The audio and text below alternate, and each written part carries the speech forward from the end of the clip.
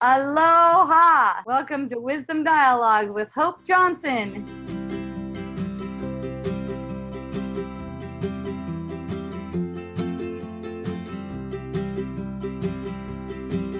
This is a big thing when it comes to parenting or being around people in general. Everyone that you come into contact with, including yourself, doesn't fully know who they are, and that's why they find themselves here. Say our job or our function or our purpose in that is to demonstrate to them that they are divine. They, in fact, never have left divine. And the way to that is to demonstrate it to yourself. Because, when you get any kind of emotional charge, and this is going on all day long, if you're getting these emotional charges, what's being asked right there is for you to just stop and get that feeling. But it's like, how do you get that feeling? How do you get the feeling? First of all, it's acknowledging that you don't know what's going on. You have made a misinterpretation. Basically, you've made a mistake. If you feel anything other than complete, like joyful kind of surrender, there's some kind of mistake. And it doesn't mean that you try to manipulate your action in any way or your words or anything like that. They'll come out naturally and everything gets handled.